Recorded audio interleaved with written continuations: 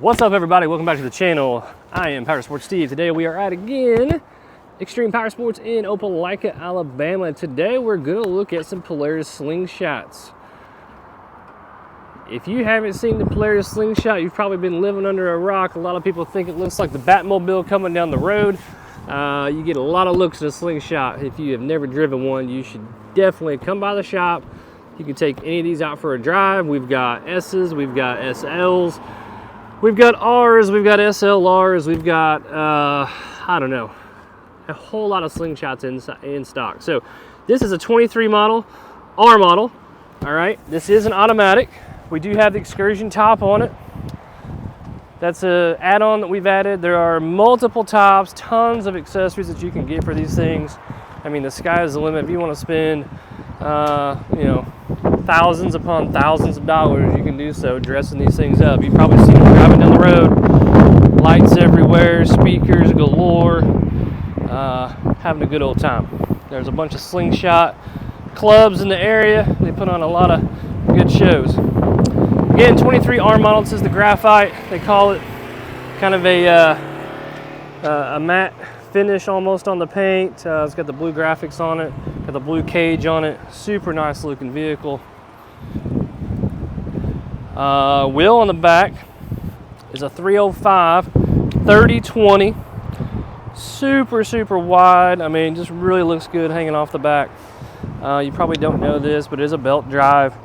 No chains, doesn't have the same type of transmission that's in a car. This is the auto, so it is a CVT type transmission.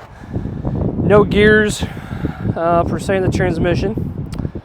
Even though it is a automatic, you do have the option to put it into a manual mode, and we'll talk about that here in a little minute. But you get your selectors right here for the transmission, okay?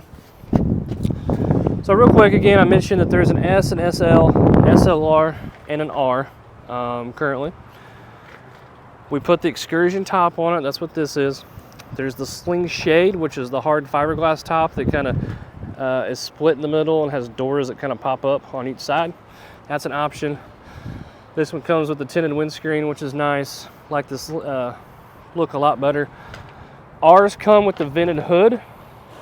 Okay, if you look at, here's an SL beside us right here, still getting prepped and everything. This is a stock hood on a SL.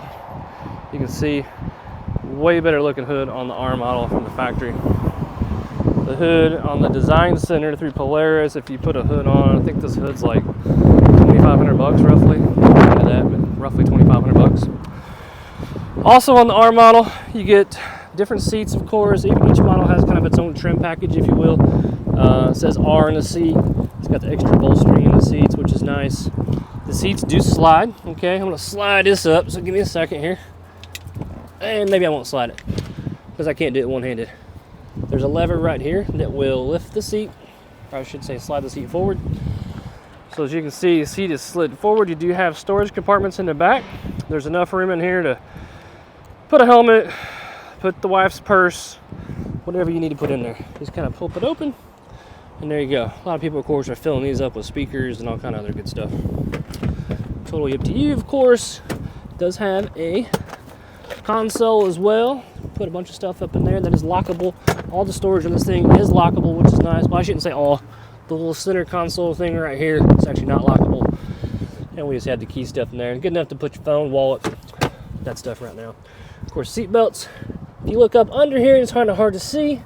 Pop that open. You see you got your 12-volt supply right there. And, of course, hook up for your battery tender that Polaris has on all their new vehicles now. All right, let's see. Parking brake, display. We'll get in the driver's seat in a second and go over that.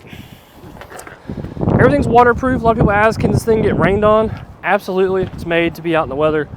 No big deal. And look at the front end on this thing. All right, low profile, super sweet. It's got the fog lights in it, LED lights, of course, all the good stuff.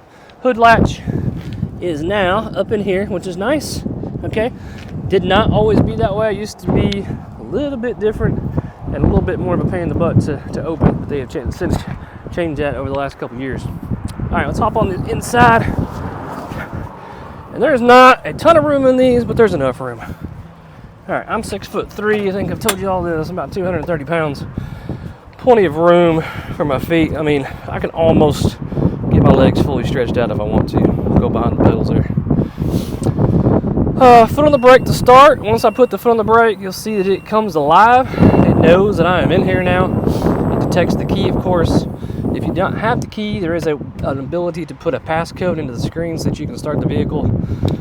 And we're not going to worry about that right now because we do have the fob. So, on here, of course, you can see right now it's asking to add device.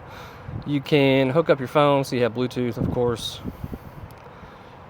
When you hit this button here, it kind of gives you your data, you know, fuel range, which direction you're going, temperature, clock, voltage output, odometer, all that kind of fun stuff. This R model comes with the navigation, okay? There are other models that are, I should say it's an option to add the ride command package and the GPS, so keep that in mind. If you get the R, it comes with it. Again, Bluetooth screen. Main menu, you can adjust your brightness, you know, all your ride mode, so to speak. Let's see. Notifications, of course, we don't have a phone hooked up. It does have AM, FM radio. Of course, that's what your radio looks like. And you got your buttons for your volume up and down. Start button. Traction control, you can flip that off. Hazards, of course, and of course, lights for you as well. All right, let's go here. So, you got a switch for your turn signals, just like you would have in your car, of course. High beam, low beam, kind of pull that back. All right. Audio controls, just like you would have more or less in a car, up and down, change the tunes it's playing, play and pause, etc. Cruise control, sorry about that. Cruise control, horn, paddle shifters, all right? Up and, or excuse me, down and up on this side. So if you want to drive like you're in a race car, you can do so. Let's go ahead and start this guy up. That's it. All it is is hit the button and it fires right up. Everything on your dash that you need to know. Tells you, see, I can click it into drive. You'll see that it changes to D for drive, back to neutral, odometer, clock, fuel gauge, you know, normal stuff that you got, right? If you look over here, if you can't see this, you got up and down, you got a mode button. So if we click the mode button, it's going to change. You see the tachometer pops up, your temperature, ambient temp, speed, back. So we hit the up and down arrows here. You see that the middle now changes. It's their trip 1, trip 2, range, of course, average, miles per gallon, instant, total time, voltage output, engine temp, ambient temp, tachometer, back to speedometer. All right. We're not going to take a drive right now. I want to mention also you got a little USB port right there.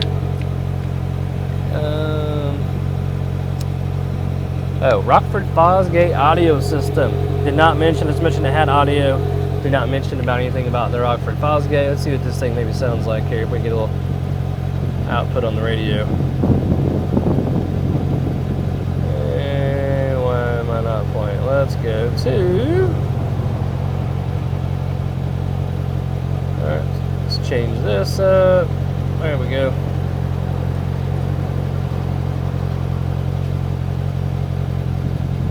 Well, you learn something new every day. That's a great demo I got.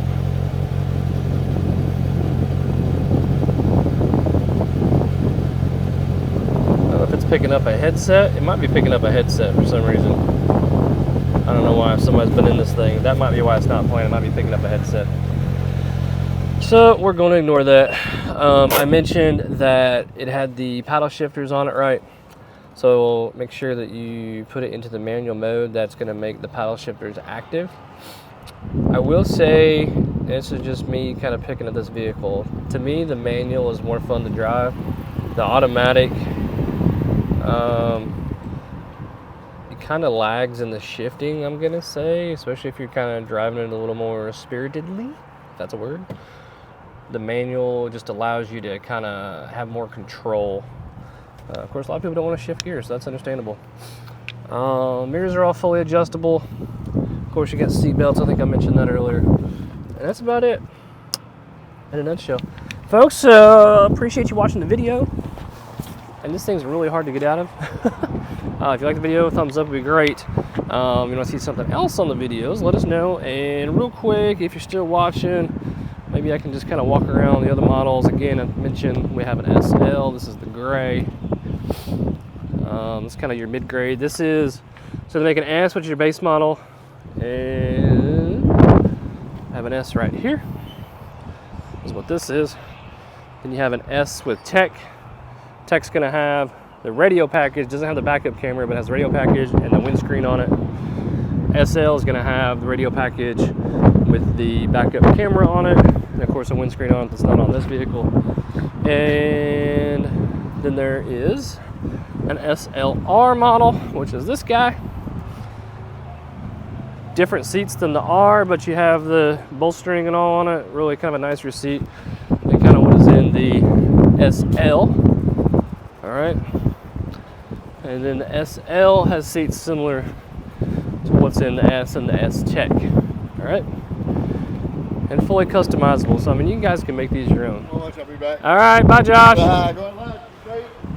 All right, folks, there you go. Appreciate you watching the video again. Please like, subscribe, all that kind of good stuff.